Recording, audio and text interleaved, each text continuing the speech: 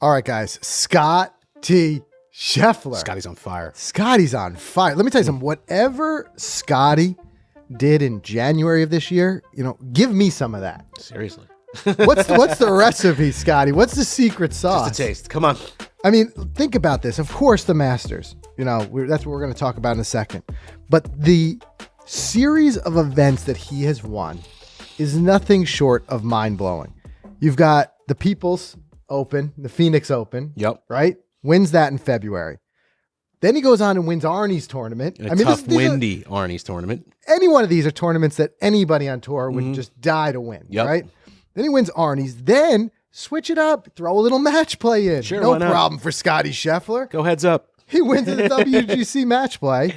Follows it up a couple weeks later. Wins the Masters. Incredible. Just absolutely incredible. I mean, I'm paraphrasing him here, but Tiger said it so well. He said that, all golfers kind of hope that when you get hot, it lines up with a major.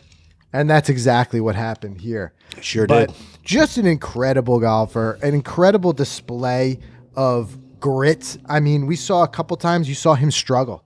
This wasn't a walk in the park. Sure, we saw the leaderboard a couple times. It looked like Scottie was running away with it. But, we saw guys like Cam Smith, even Rory at the end making charges. He had to hold on to that lead, and he struggled a bit. It got in his head a little bit with driver. You saw that? Saw that. Incredible the way he went on to bogey after he had to take an unplayable from the short the game brush. just saved them the whole week. The short game was it was a treat to watch. But then we saw it's that hard work. Ultimately, I joke about January, but there's no substitute for hard work. And you saw it after Saturday's round. He didn't go home in the dark. Scottie went back to Scottie under the lights. Yep. He went back to the driving range and worked on whatever he was struggling through on the tee. And he just kept grinding, and it was a well-fought, well-deserved win. It really was. I mean, can you admit, was a little bit of you on the inside hoping for a small collapse to get Rory up that leaderboard? I think a lot of the golf world was. I tell you, I said it we'll talk about this in a minute. I was chatting about it in the Clubhouse, and the Clubhouse guys, if you're not already a member, it's big changes. It's now free to join. And we've got a PGA Tour chat section there where you and I are in there and we're chatting with everybody all weekend. And I was mentioning this, and it's such a great group. I enjoy chatting with all of you who are in the group every single week, but we were all talking about it and saying I don't want to see him collapse. I want to see a fought to the end fight without seeing a collapse. That's what we want. Rory couldn't have played any better Sunday. No. That's unfortunate. Incredible 64 on Sunday, but Cameron Smith, I think he's the one we all were worried. That could be the danger of him catching up quick. Apart. Yeah, he's proven before he can be this kind of birdie machine, just come out of nowhere. He just kind of fell off the pace a little bit, but absolute hats off to Scottie Scheffler. And you said it. I mean, I wanted to mention this, short game, right? I was thinking about this. I loved watching that windy Saturday because, sure, like everybody, I love to watch a laced drive. Sure. Great. It's that's something that gives you a little bit of chills every time you see a really well laced drive down the fairway. But to me, there's just no substitute for that flighted, low, piercing, spinning wedge shot that just checks up by the pin like Velcro. It's cool. I mean, It's that just cool. gets me going. That's my thing right there. It really is. It is. I mean, it's cool shots like that. And one of the ones that I liked in those windy conditions with those guys on, I think it was 15. What's the hole that they all go for it into? It wraps around the bend. Yes, 15? Yeah. Seeing how those guys attack that on a windy day because you got the water that runs in front. And they got to get that ball to stop. But super cool to see. Just incredible. And I think that's the thing with Augusta. It'll challenge that short game. And Scottie put on a clinic. But what I like most about that shot is there's just, as we play more and more golf ourselves, we come to realize there is no shortcut to that shot. There's no quick tip that you can watch that is going to all of a sudden be like, oh, I could do that. And you go out, some setup, positional change, sure. All the fundamentals are important. But the only way to hit that shot like we saw Scottie hitting is years and years of practice. I mean, I wouldn't even want to venture to guess how many golf balls somebody like Scottie Scheffler has hit in his 25 year life. But, sometimes we look at it and we see like a guy like Scottie seems to have come out of nowhere, but he had an incredible junior career. I think we saw a few times during the Masters, they were flashing back to some pictures of him younger. But it's just like to hit shots like that with the precision that they hit it, where it checks right next to the pin. As I said, there's no substitute for that and the hard work. And I think it's just so great to see that pay off when they do it. But from pretty much everywhere, it just seemed like he just kept saving everything with his short game, and it just put a premium on short game. It really did. I mean, nothing seems to phase him. He's just so cool out there. He's so, yeah. I think that's what you need. He said it's off course that he struggles with more. Right. On the course, that's where he calms down, and that's his home. That is his safe place. Yeah, for sure. But what I love about Augusta and what I love about that tournament every year is that there's just proven over and over, there's no way to overpower that golf course. You know, here's a guy like Bryson DeChambeau. You know, I think, what did he call it? A par 67 or something like that? And inevitably, the Augusta gods will never let him live that down. He missed the cut again. Yeah. We saw kind of a funny, smart thing that he did. He followed Tiger around. He was in the gallery following Tiger around on Sunday. Yeah, just as a fan. I think just trying to pick up and learn. You know, that's one thing I do like and I respect about Bryson is he's a student. He's always is trying to learn. Yep. And what better way to learn how to play Augusta than follow Tiger around and see how he does it.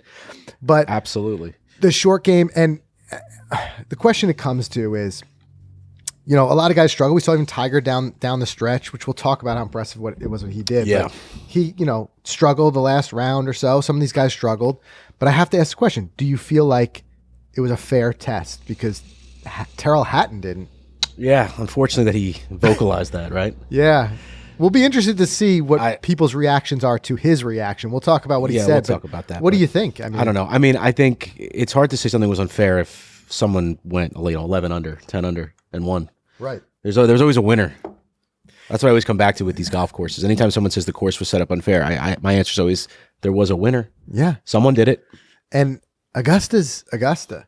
I mean, I've said this before, and when we do like picks and things like that, I err largely on the side of the people who have the most experience there. No one has more experience, arguably, in the fields than Tiger does. Tiger and Freddie. That's why these guys want to go out there and they want to play with them and they want to learn.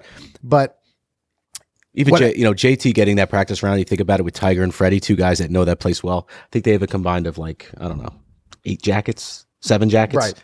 And JT, we saw, he was my pick. Hung in there. I thought he hung in there. But let's talk about what Hatton said. So yeah, he's a guy who lets his emotions kind of boil over from time to time, which I don't think there's anything necessarily wrong with. I'm not a big fan of the super angry moments out there, slamming the club, throwing the club.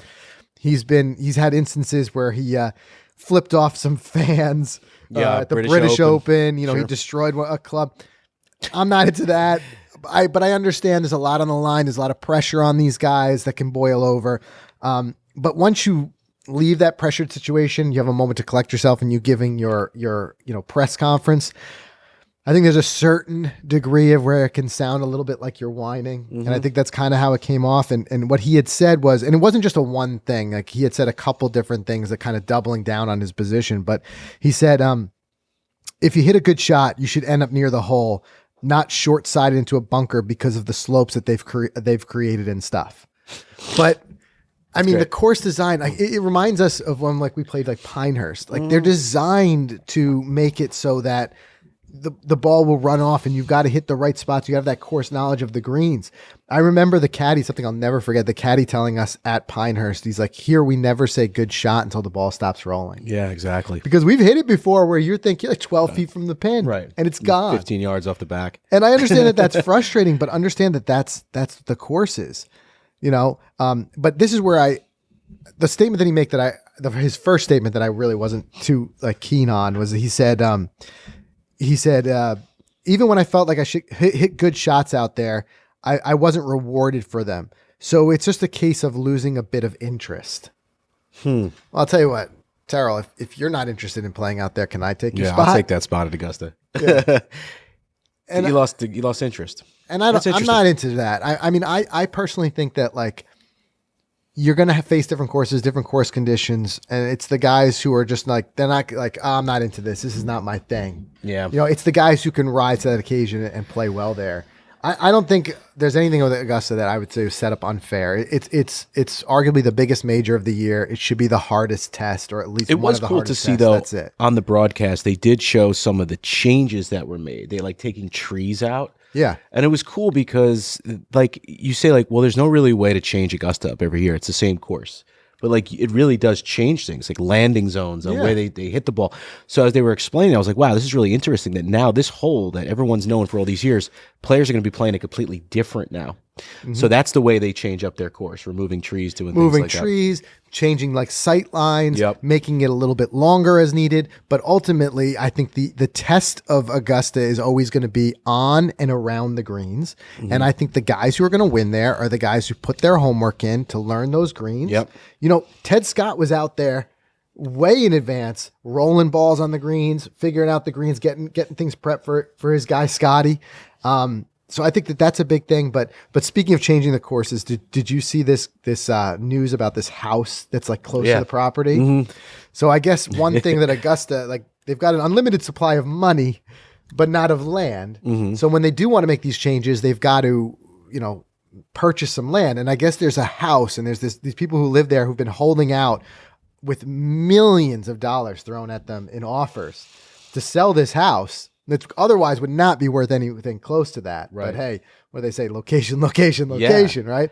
But for whatever reason, they're saying we're not moving. I wonder what they're holding out for. Yeah. It's like a 2-bedroom ranch. It's a in small place, Augusta, too. and you would laugh. Really, I don't have a picture of it right now. But Maybe I can put it in post. But you will laugh when you see this house. And I guess the family built the house close to 60 years ago. Okay. And they're like, we're good. We don't need the money. I mean, we love this house. We built this house for us. We built this in a specific spot for us. And you we, get that we a love lot. it here. We're not going to move for anybody. Respect, I guess. But if it's those people is the reason why we don't get tickets every year in the lottery because they don't have enough room for us, then we got a different problem. I don't think that they're the reason you don't have tickets. Who knows? Their land will open up room for, I'm going to say, 10 to 20,000 more patrons. I don't know. I'm speculating. I don't know.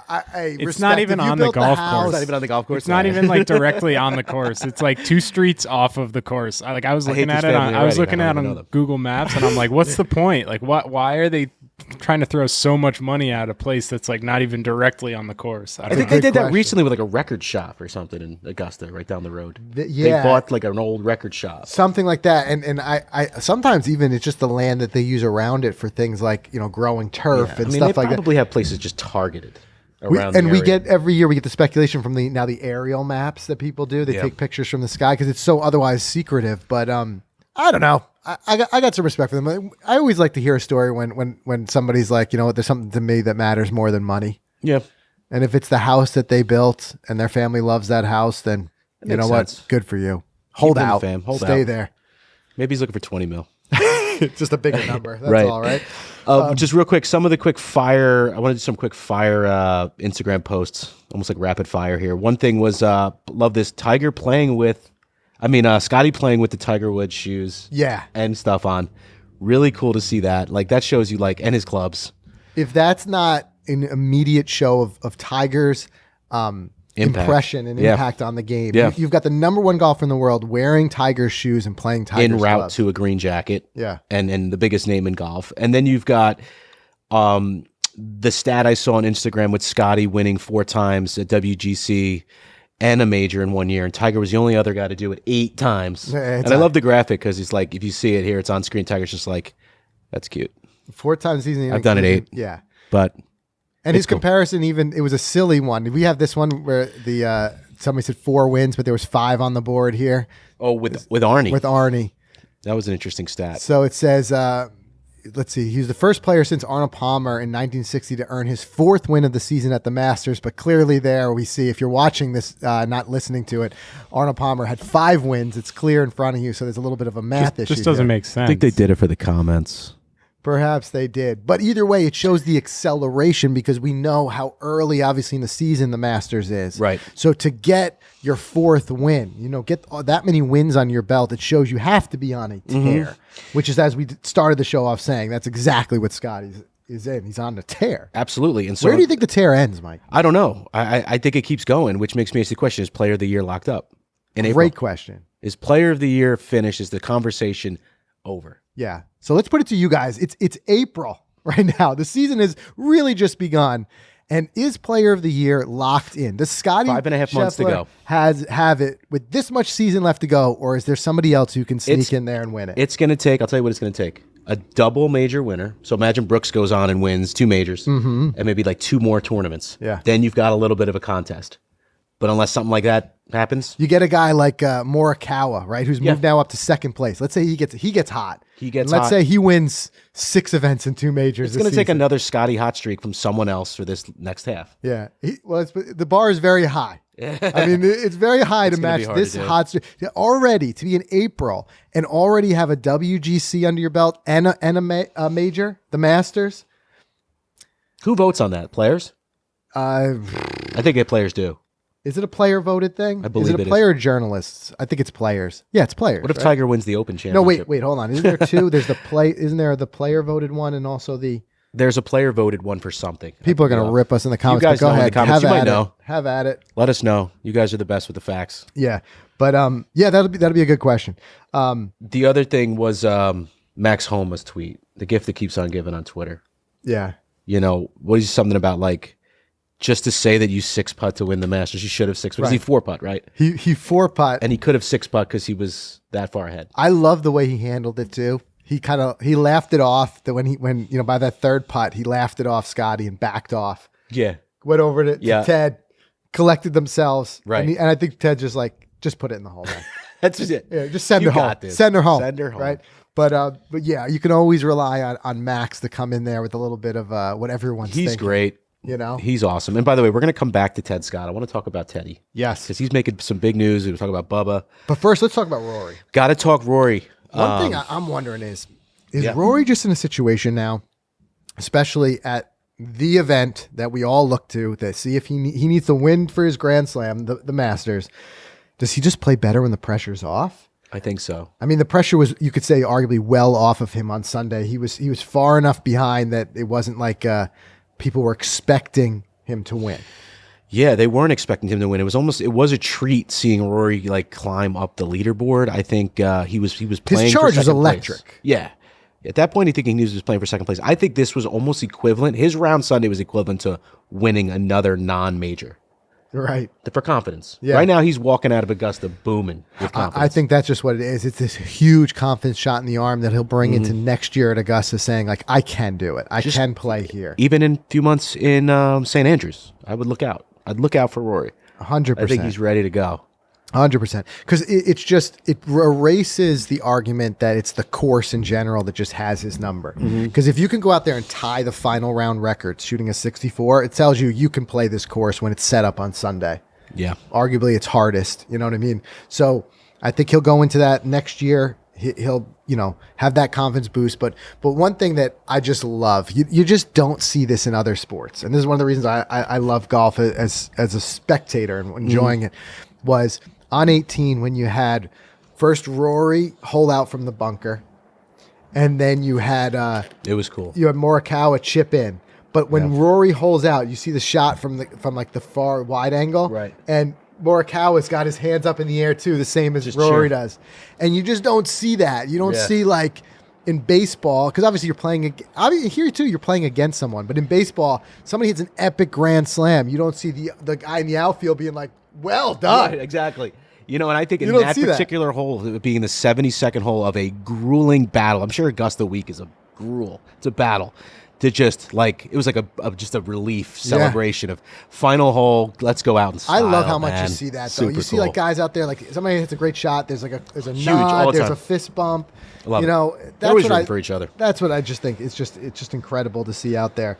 But with it, Morikawa moves to number 1, number 2. Number 2. World number 2. Rahm drops to 3. John Rahm drops to dipping. 3. Dad life coming in again. Speaking of him too, you see, he got paired up with Tiger. Do you think he had he's regretting some of his comments? It's an interesting play. I mean, if you guys missed it, I mean, he said in a press conference that he's like probed Tiger for some info over the years, try to get some advice out of the big cat, and he doesn't really give him much. But then he was kind of jealous that he gives Justin Thomas a lot of the love. Yeah, he was lamenting why JT got all the something the like, but info. JT will get everything. And then sure enough, Rom gets paired up with him on Sunday. What do you think he said?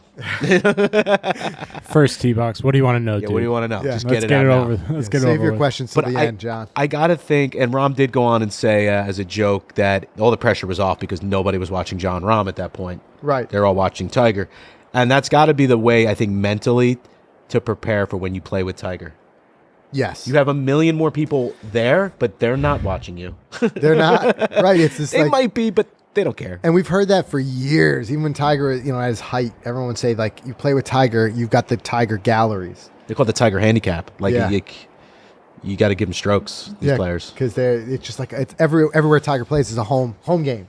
Right. Everyone's out there just no matter rooting where for it him. is. But speaking of which, so, I mean, it's incredibly promising to see what we saw. Like, Tiger, he made it.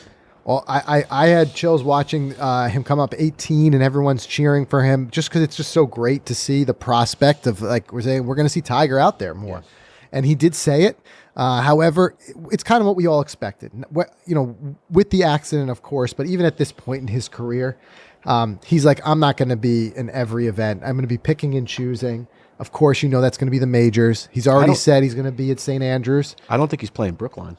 Right. They're saying highly doubt. The PGA is a maybe no, but Tiger, he's got the memories of winning the Open at the old course.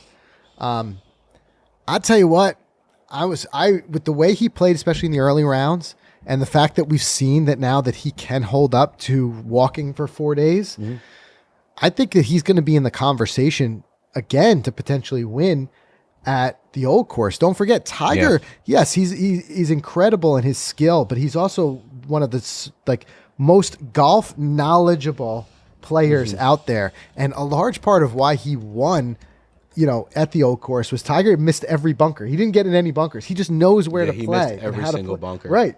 So Tiger doesn't need to go out there and overpower the field. And it's a flatter course to walk. Smart. But as long as he doesn't go in those bunkers, because that'll be bad for his legs. It could very those well pop be. bunkers going in and out. I got to think that's got to put a lot of twisting strain. Like, when you go in a bunker and you dig in a little bit. Bunker's one of the hardest things for a leg injury. Yeah. Just climbing in, doing that, keeping your stability. But as long as he plays the way he did then and doesn't go in any bunkers, he could tear that place up. I think he could be smart about it. And then I think we could see some really interesting stuff. So he's definitely not going to play Brookline, which is the U.S. Open, which is a much harder course. Well, I didn't say definitely. He didn't say, okay. No. He said he Why wasn't not just sure. play the 4 majors and just chill? You're right. Because the turnaround time is pretty quick. It's quick for June to July to August. I don't quote me on these dates, but I think it's like the PGA and then like 2 or 3 weeks, and then the U.S. Open, and then like 2 or 3 weeks. Yeah. The Open. And we don't get to see. We heard a little bit about it, but we don't get to see between the lines of everything he's doing to recover. You heard him saying a little bit about like the ice baths. He's like, it's not fun. Oh, dude, that he flew back to wherever he lives and got put right back into his Bacta tank. Oh, they put him right back into like an ice Fett. tank and put him to sleep for 3 weeks. At some point, they're just going to like put a Tiger in cryogenic chamber. Yeah, they're just going to freeze Tiger between events. And just thaw him out a few weeks, a couple of days before, put him out there. Oh man! But either way, it was promising to see him be able to play. It was promising to see him be in competition, and it wasn't just he made the cut. Ultimately, you look at the list of guys who didn't make the cut, and you just see like the accomplishment that it was. It was a crazy list. Yeah, it was huge. Yeah, it was big time. Brooks, just simply incredible. Bryson, Spieth, Xander. I think so. I don't remember where he finished, but definitely Brooks, and Brooks is in that conversation as a potential to win. So it just shows you, he could play at that level. It's Teddy Scott. Teddy, yeah. So it was weird seeing him. I mean, in general, I know he's been for a little bit now, but just anytime you see him off of Bubba's bag, it's a little bit different. It's different, because Teddy and Bubba were just a nice duo for 15 years, 10 wins, 2 Masters. And we had Bubba on the show here last year, and he talks incredibly highly, of course, of Teddy. Yep, as Teddy. You would talk about a best friend. Yep. But they had a mutual split. Yeah. And I think Teddy wanted more years on tour. I think he quoted like 10 more years, Bubba, and Bubba was just uncertain. He didn't want to hold Teddy back. I'm sure Scottie's like, you can't have him back now, though. Right? Yeah, I don't think anyone's getting. It's fair. I got him fair and square. You can't have him back. Exactly, and the two just jive. They worked well together. So well together, and that's a combination you can't split up. One thing I will say, the Masters coverage was so great. Even to the point where they had guys, I mean, Zach, you'd appreciate this. You see them running around with the DSLRs out there? Yeah, it was pretty funny. It was pretty cool. You knew when it switched, like with the... oh, for sure. The quality. You could see that it went from like the $100,000 nice broadcast camera to the $2,500 DSLR. Right. But they rigged these things up, small little cameras, so that they could run and gun and get in there and get in the bushes with these guys. Yeah. And the coverage was great, and part of that we got to hear a little bit more of the conversation, and those guys worked well together. But speaking of coverage, one thing I will say: this is the first year that I watched the entire event, the Masters, through the app. It's hands down the greatest app in the App Store, not just in sports. I mean, I'm looking at it here, the main menu. It's incredible. Everything you needed. I mean, it just shows you too the way trends and where things are going. Like, I did not turn on cable. Not once. Like I would watch it on my iPhone, especially like the early rounds and stuff like that. In the early parts, like the front nine, I'd be watching on my iPhone, running around the house, doing what I need to do. And then when I go to sit on the couch, instead of turning on the cable box, I pulled up Apple TV, and the app is there for Apple TV too. And it gives you the options of like multi-screens. Yes, it's watch your favorite players, whatever. Incredible. I think we're going to see I don't think we'll see this for every event. Obviously, it costs a lot of money to do something like this, but you're going to see more of this. We've heard about it, and we talked about it here on the show, like Amazon using that power of their streaming and stuff, that they're going to have it where you can basically select whatever players you want to watch every shot. That stuff is coming. You didn't download the RBC Heritage app this week? Yeah, there's no RBC Heritage app.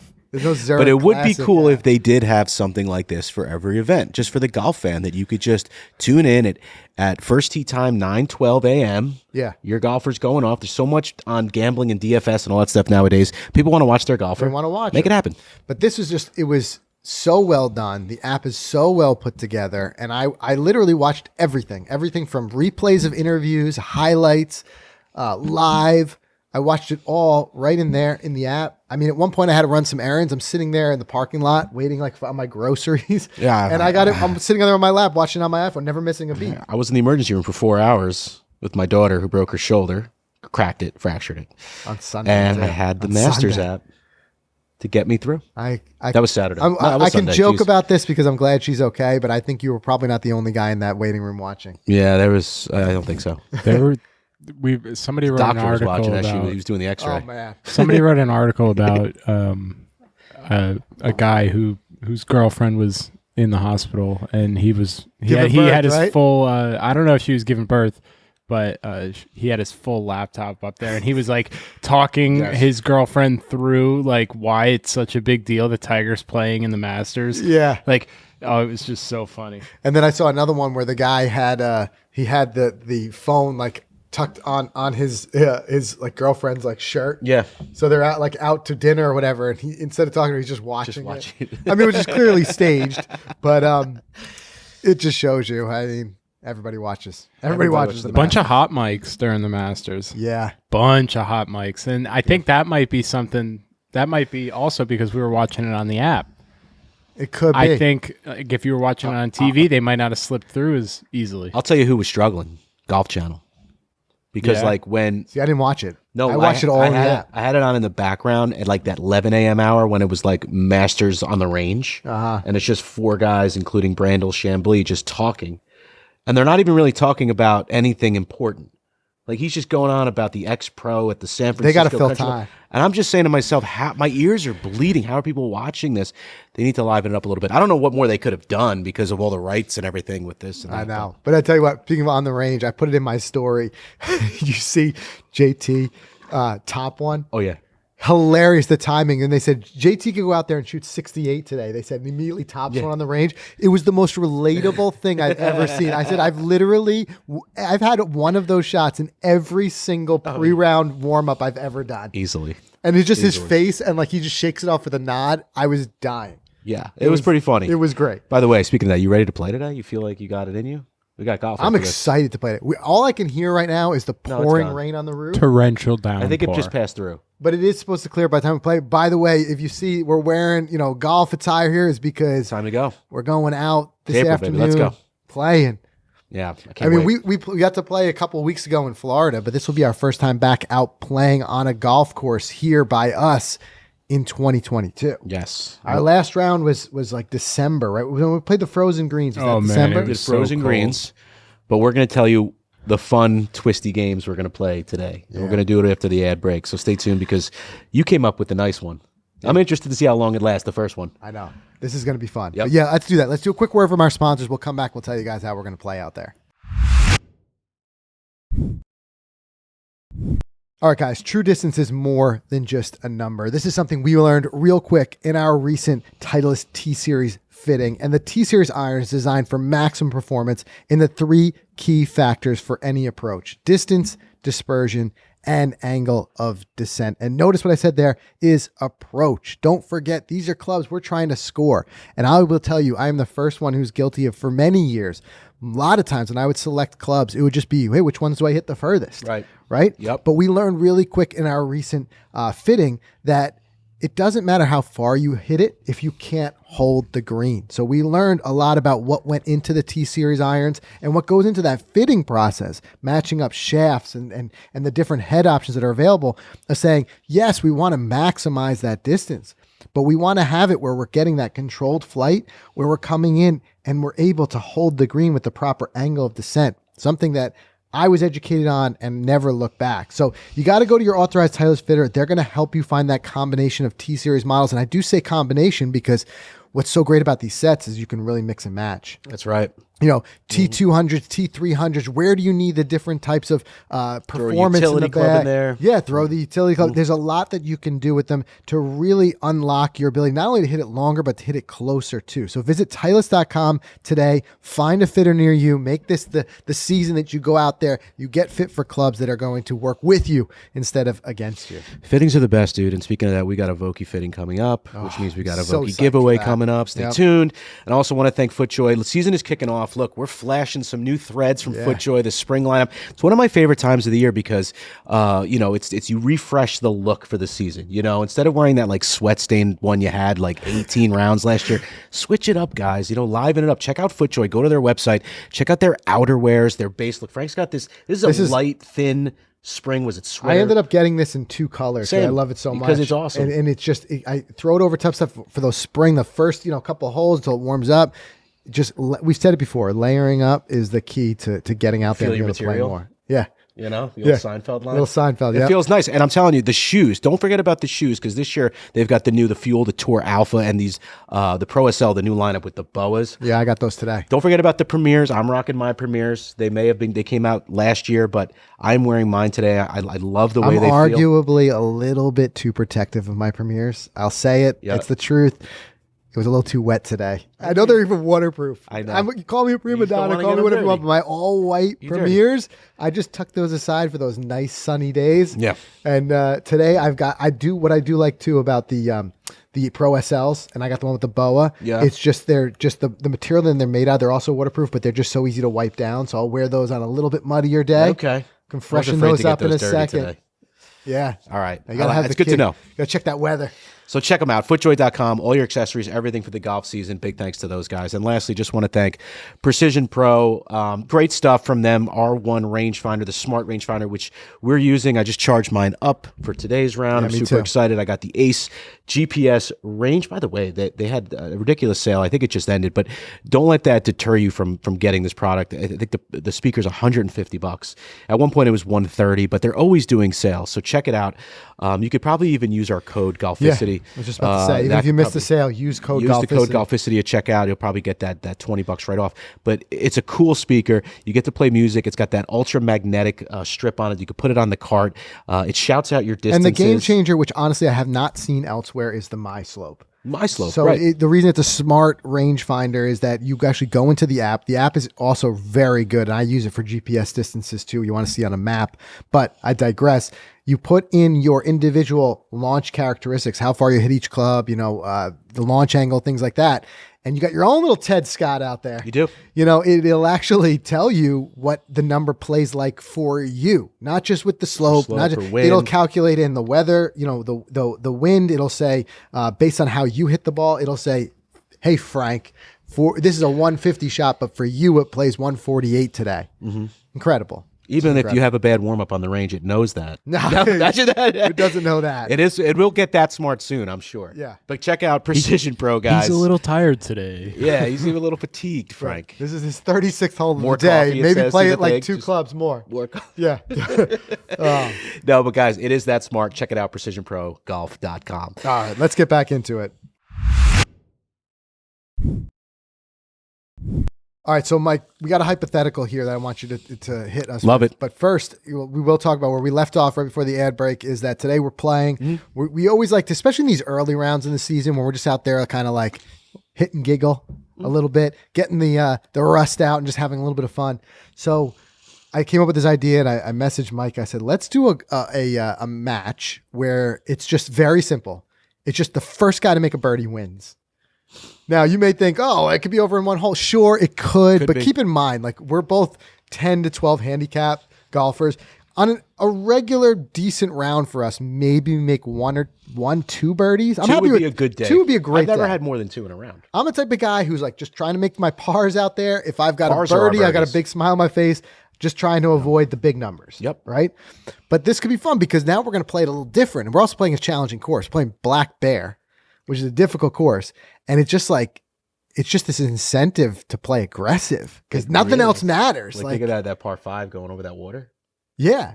Yeah. Like normally you play that. We did it recently. Play it smart. Play your second shot. You go give yourself a good number that you can get that wedge shot on the green, not go in the water or the bunker. But here it's going to be like, maybe you do try to smoke a 3-wood and see if you can get it on. Maybe you do. So that'll be fun. See. A fun little strategy. Test. Yeah. By the way, did you think about what we would do if someone makes a birdie on the first hole? It's over. But like, what's going on for holes 2 through 9?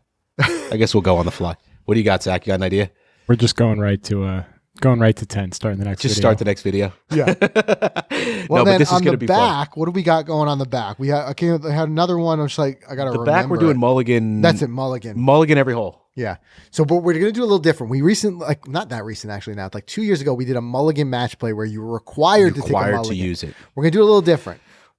Each of us gets 1 mulligan per hole with the goal of seeing if we can shoot par on the back 9. Mm-hmm. So you think it's still going to be tough. It's a tough course, first of all. Yeah. And second of all, we don't bogey every hole. Because if you think like if we were, consistent like bogey guys, like you could always bogey the hole, then you think, oh, that one difference in stroke of a mulligan could make the difference. You could par. It could. But we out there, we fire a double bogey, triple bogey once in a while. So mulligan doesn't always mean that you're going to have a good score. I mean, no. Are we using it on any shot? And any shot but 1 per hole. Black Bear back 9 is tough. It is tough. Yeah, it's no picnic, and man. And based on what we're listening to on the roof, it's going to be soaked. It's going to be wet. Sticking greens. It's going to be yeah. I think that's the greens will be soft. Get real aggressive. You think we could? You said to shoot par. We're going to see if you. So I think on the back 9, I think it might be a par 36. We'll double check. It'll be like, can you shoot 36 on the back 9 with a mulligan per hole? I love it. I can't wait. It's going to be fun. And guys, we always enjoy your suggestions for what we do when we're out there for some of the videos that we make. So fire away. If you got a suggestion, a challenge for us that you want to see us do out there, let us know. Of course, we love playing the matches. We love playing the stroke play, regular 9, 18 holes. But every once in a while, mix it up, have a little bit of fun, do something different. That's going to be our goal here. But Mike, hit us with your hypothetical. All right. We've all watched the Masters. We're familiar with that 16th hole, that par 3 where the ball lands in the middle and it just kind of rolls down towards the water. Yep. And Stuart Sink got a hole in one there. Yes. Yes, that's the hole.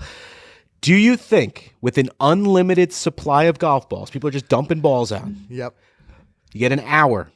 You think you can make a hole in one on 16 at Augusta? So let's say it plays 170, right? We're going to play it from the way they play it? We're going to play it from where they play. It's 170, so it could be an 8-iron or 7-iron shot. Yes. And you get an hour, so it's 60 minutes. Balls are just flowing. So you could probably hit, let's say, 90 shots, right? You probably get 90 shots. I mean, it depends, too, because there's also strategy to it. Do you want to rapid fire? I wouldn't rapid fire. What is an average address the ball, hit it 20 seconds? Maybe it's 2 shots a minute. That's what I'm saying. Like, I don't know if you could keep up 2 shots a minute for a full 60 minutes. So you think you're going to take a breather, take a drink of that water. gets you down to your 90. That's where I got me down. I wanted to get where the scientific method. That's where I got to 90. That's where the wheels are spinning in my head. I got to 90 really quick. But you and I did a hole-in-one challenge where we each took 50 shots. I didn't like that challenge. But it was much easier. And I'll tell you why. It was an easier shot. Because we hit off a moving mat. I know. It was like I know I'm making excuses, but it was it's true. Awkward. We had to hit off a mat because we didn't want to ruin the course. We didn't want to ruin. We're not going to take 100 divots out of a tee box, right? So we had to do the mat. But I don't know. You guys tell us. Would you think you could do it? And the reason it's tough is like, sure, you got to. It does trickle down towards the hole, but you still got to hit the right spot on that green. It's still a 170-yard shot. I think maybe in that you put a few in that area and then you just hope that it rolls in. I think there's still so much luck to it. Out of 90 shots, I think I could put maybe 25 in that middle green area to the point where it would trickle down. Yeah. I think that's a safe number. Well, let's think of it like this. You take the best players in the world, right? Take Sunday, right? Was Sink's hole-in-one on Sunday? Might have been Saturday. So what I'm saying maybe is, if you think location. about that, the number of guys who made their way through there, maybe it was 60 shots. Let's use a rough number of 60 guys, 60 shots, and no one had a hole-in-one. Mm-hmm. Now, granted, they each had one chance, shot. But each one is a pro. Right. I don't know. That's a tough one. I couldn't tell you if I could do it. I certainly love the shot. You think we can get the shot? No. Augusta? Yeah. Like, sure, guys. Come on down and put 100... 180 divots in our tee box. We'll have to cancel the Masters. I'll tell you what. Here's what we'll do. Let's do the challenge somewhere else, and let's do this exact challenge. Let's do it. Let's find a way we can do it like in the sim. Okay. Like, can we get like Augusta in the sim? Yeah. And maybe set the pin there. Sure. Like, I don't know what's going to take. I've seen some people map the course. You know how now with like the PG, the different Xbox games and stuff, you can build the course yourself. The E6. Maybe someone can build the course, and we'll take the challenge that way. All right, we'll see. But anyway, I mentioned it earlier. I just want to mention it again here. Big changes to the Golficity Clubhouse this week. We've now made it an option for a free option where everyone can join. We still have the version, the paid version, which again, keep in mind, every cent of that goes back towards supporting the channel, the content. Every bit of that goes back into, as we were mentioning, these videos that we make. So we appreciate all of that support. But one thing for us, I think we were never too keen on the idea of having it where if someone maybe couldn't afford the $5 a month would be excluded. We just didn't want to exclude anyone. So originally we had like these two, like a $3 plan, a $5 plan. And we're just like, you know what, let's just ditch that. Let's open it up. It's free for everyone. But for anyone who does want to support and throw that extra, it's like a cup of coffee or two a month of just support. And that's probably what it goes to. It's a Trenta latte a month. There you go. We said that what we'll do for those people who go the extra mile is that within the clubhouse, we've got a second spot, a members only spot, where our paid supporting members are going to have access to that. And that is where we're going to try to give back as much as we can. First people to find out about meetups that we're doing. We're going to have monthly you in there, a live Q&A. Now, you and I are in the chat all the time, but it's kind of like whenever we can kind of pop in, and it's often, but it's not as scheduled as it will be there. We're going to schedule more scheduled Q&A. ones, like maybe right here from HQ. Right. We just sit here and chat with you guys. And it's cool. We've done it before. Like all your pictures pop up and stuff, photos, and it's almost like a live FaceTime. Yeah, it's awesome. And one thing I want to say, though, is it's so much beyond just you and I. It's the community. The Golficity community is something that we're so proud to just be a part of. All of you are awesome, and it's just so great to see everybody in there chatting. A lot of people, using the clubhouse to line up meetups. Hey, I'm in Pittsburgh this weekend. I'm playing. Is anybody available? Anybody want to get around in? It's a great way to do that. So our goal for this clubhouse is just to do that, is to create a community where everyone can kind of get together. Although it is free to join, it is a private messaging forum. So, you kind of like speak in there. You're not worried about like whatever you're saying is going out to the world, so you don't have to worry about maybe your boss finding out you're lining up a tea time. Right. There you go. With your buddies. There you go. Unless your boss is in the group, then look out. Yeah. But anyway, check it out. Go to golficity.com/clubhouse. We'll be talking more about it. And the most important thing, we're going to be announcing this today, is we've got another Titleist driver giveaway that we're going to do. All you have to do is be a Clubhouse member. You can choose the free plan or the paid supporting plan. It doesn't matter which one you're in. If you're in the Clubhouse, you're automatically entered. We're going to run it for the whole month of May, and then we're going to announce one winner at the end of May. So to be randomly chosen member of the Clubhouse. Yep. Just all you have to do is be in the Clubhouse, be registered in the Clubhouse. You can join now, anytime through the end of May. Can I win that? Simple. Am I eligible? Zach's pulling for it. He's in the Clubhouse. He's in the Clubhouse. You can chat with Zach in there. Zach's in there. Zach prefers if you hit him up at like midnight, though. Right. Yeah. This guy. Or you got to hit him up like right midday on Saturday during ski season. Yeah, that's when you want to get That's the best him. time to get Zach. Right. Anyway, a couple more things we wanted to get to. One, this video that we reposted on the Golficity Instagram that has just blown up like 7 million views. Mm-hmm. This tornado, it hit this clubhouse, but what's most remarkable about this is this guy casually filming it. Casual. He steps out on the porch. Yeah, there goes the roof. Yeah. Everyone's commenting saying the same thing. Like, my man just literally said, there goes the roof. Right. It's wild. Visit our Instagram at Golficity. Check it out because the comment section is where it's the at. comment section is it's hilarious. People are like, yeah, this is how I record my 3,000 yard drive. But it's a remarkable footage. I don't think I've ever seen inside of a tornado before. Yeah. You see the tree just break in half and then the roof comes off. Where'd you guys be? Like, if you were at that clubhouse, you obviously would not be the guy out on the deck. No, would you be like in the basement? Like I could see Mike. Basement. I could see Mike like running through the clubhouse, like give me a bathtub. You got a couple of guys, dude. You got a couple guys in those comments that are just like, okay, this is funny, but legit, like this is my opportunity to tell people to be safe. They're like, get in a ditch. Yeah. Like if you see this happening in real life, get in a ditch, get in a bathtub, get in a basement. It was remarkable. And a lot of people were commenting that they were near it. They're like, I live 10 minutes down the road. My grandmother lives down the road. And sometimes with these tornadoes, you'll get that where like they have this destruction, but it's just, it might completely miss every other thing. It's just where it goes. Unfortunately, with this storm, at least one person died. And it was remarkably dangerous. And multiple people were severely injured. So like, I know we're making light of it, but the video was hilarious, but yeah, it's a shame. It really, and that's why, like I said, a lot of people are jumping in the comments and being like, dude, be careful. Like, it's not worth it for the video. And this was what, Thursday of the Masters? It was close to Augusta, too. And not too far away from Augusta. It was not far. It was, I think it was in Georgia. And it was just one of those scenarios. It was just incredible that it was caught on film. There's no words. You have to see it. If you haven't seen it, you've probably seen it because, like I said, this thing went truly viral. Broke the internet. Almost 8 million views as of right now. But it's just because of the fact that it's like footage you've just never seen before. I don't understand what was going on in this guy's head. But anyway, it was like a guy standing in like the middle of a burning house. Right. Just like filming it as it was it's like everything's crumbling. Fine. Yeah, everything's fine. He's the content guy we want on our team. Oh, jeez. You know, that ball's in the lake. There's alligators in there. Go get it, my man. He's like, all right. All right. There goes the roof. Anyway, the other big news this week was the Tiger Slam irons. Yeah, 5.1 milli they went for. Incredible. I had heard even some speculation that they weren't the real ones. I don't think the guy who bought them verified.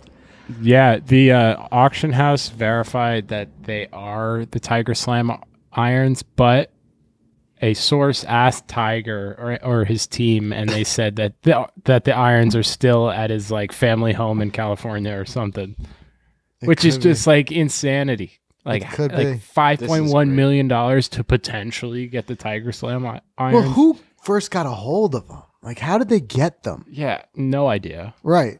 But also, I don't know if Tiger's the most reliable source because he's also a guy who doesn't know where half of his trophies are. Right? So I wouldn't put it past me if Tiger didn't know where his clubs were. It wouldn't put it past me. I mean, I agree. Who was that? Was it JT or was it Rory who visited his house and asked where are the rest of them? I think it was Rory. Was it Rory?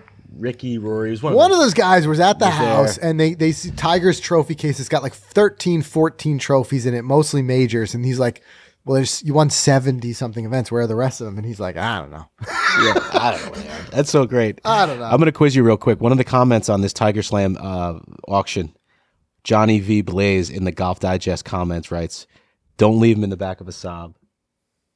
Oh, because of the Seinfeld when the guy was throwing him out the window? One guy replies, Brilliant. Only the real ones will know. I commented, you don't even know the car.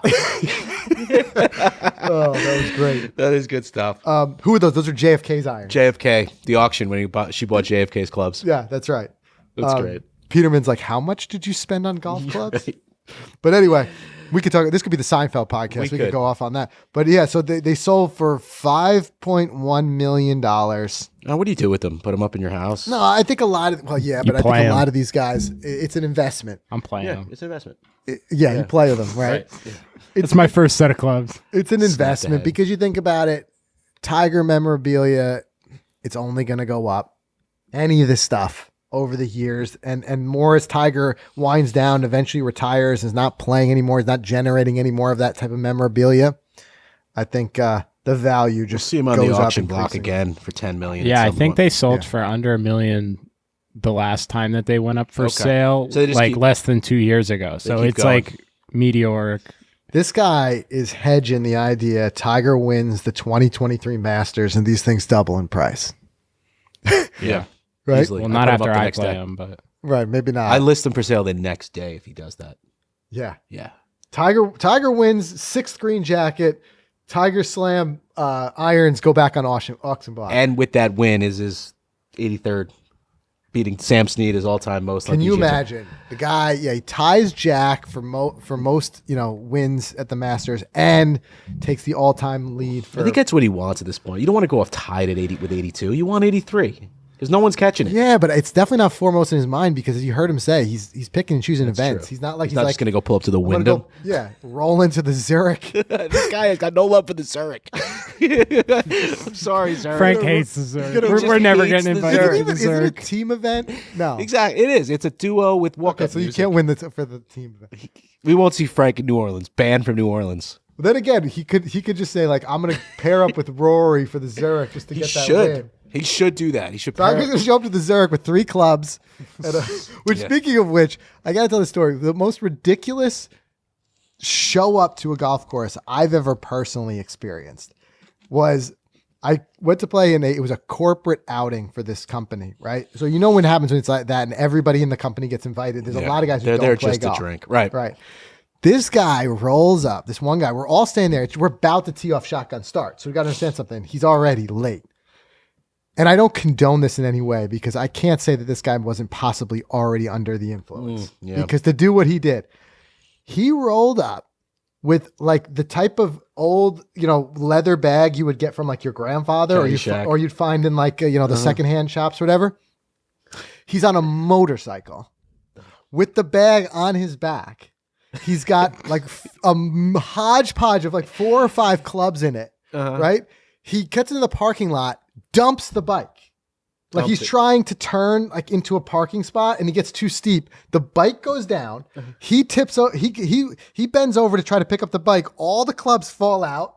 Balls are rolling down People the parking are watching lot. him at this and we're point. all waiting for we're all on the first tee ready to start and we're just watching him.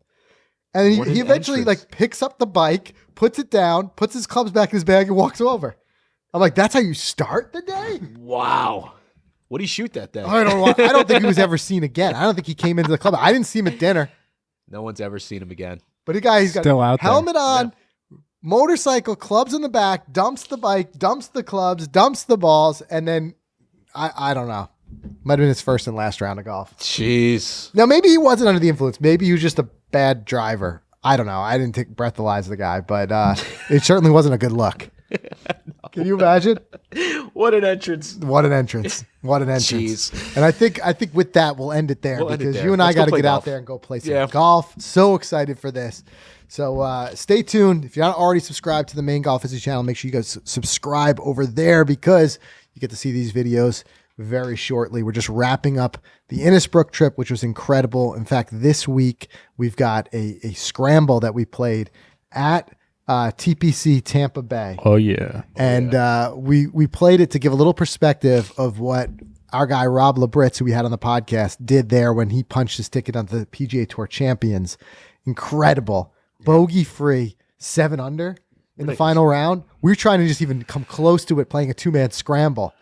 And spoiler alert, we didn't match his score, but you'll have to see what we did score by watching the video. And even more spoiler alert, I asked the starter what the course record was, and he punched and he me. immediately just punched me in the gut. So funny.